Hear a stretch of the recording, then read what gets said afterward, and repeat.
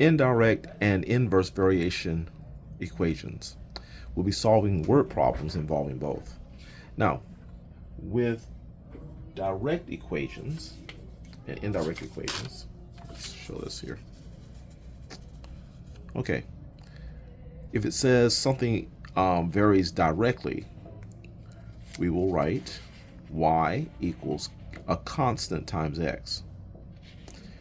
If it varies inversely, we'll write y equals a constant times 1 over x. Okay, so this is what we're looking for, to know what form we need to use. Here it says the price varies inversely with the demand. The price varies inversely with demand. So this is inversely. So this will be a y equals a constant times 1 over x.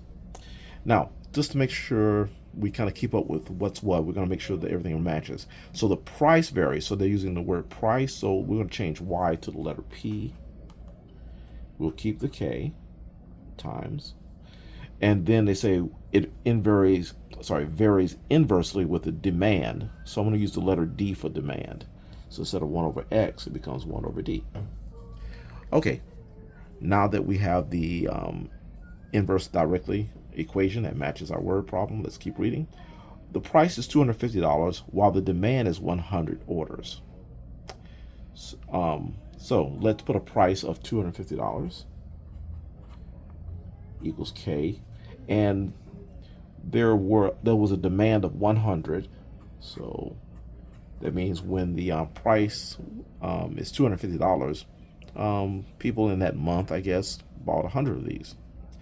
And there's a constant associated with this. So let's find out what that constant is. I'm going to multiply both sides by 100 in order to find out what K is.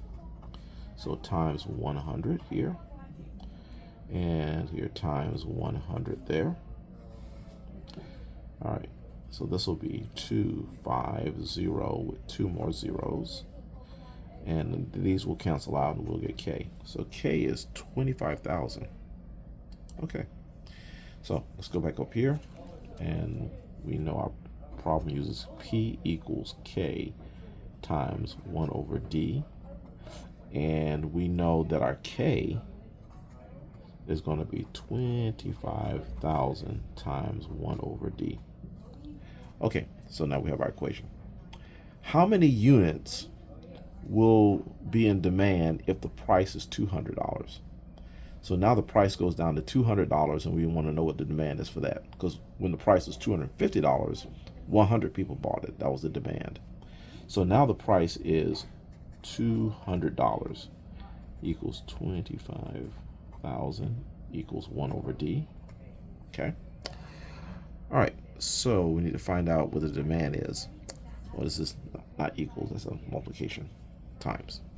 All right, so what I'm going to do is multiply both sides by the letter D.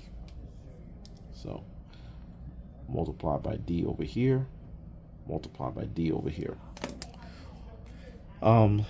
This has got a little long. I'm gonna skip down to here. This will end up being D times 200, which will equal 25,000.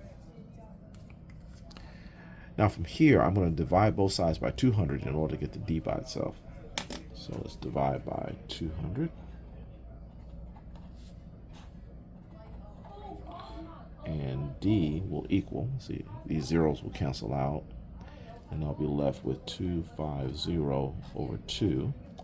And I can simplify that further just by dividing by 2. And this will be 125 over 1, which is just 125. So when the price was 250, the demand was 100 items. But when they lowered the price to 200, the demand went up to 125.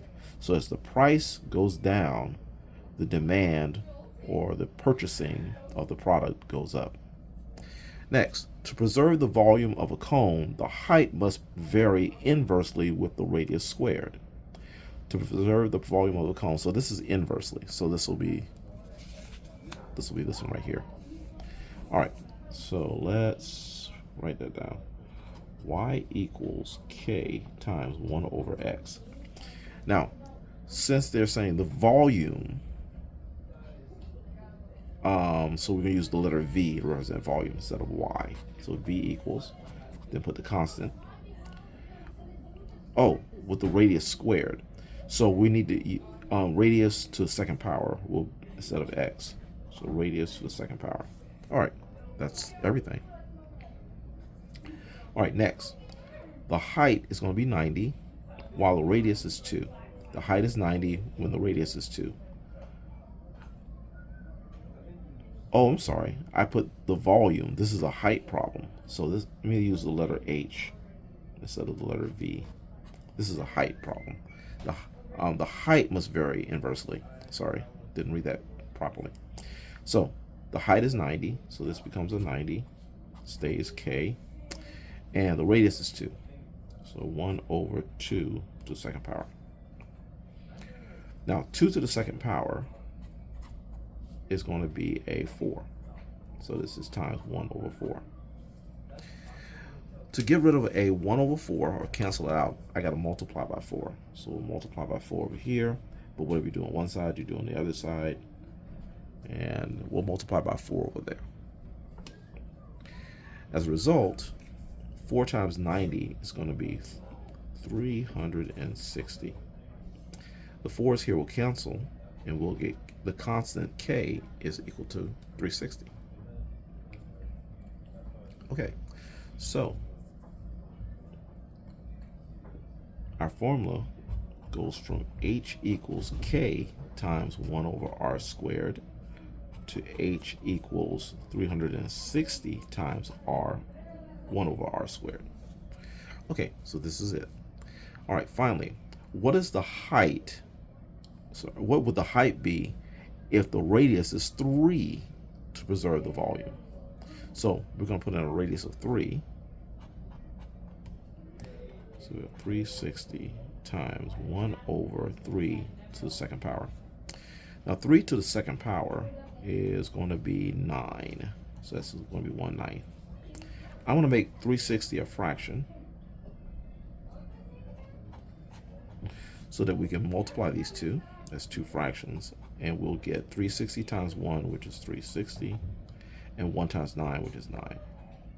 Now, I can simplify these two by dividing everything by 9. If I divide by 9, I will get 40 over 1, which simplifies to a 40. Now, again, I omitted all the units. Let's see. So D is orders. So that's 125 orders. 40 is the height, and the height is in feet. So this is 40 feet.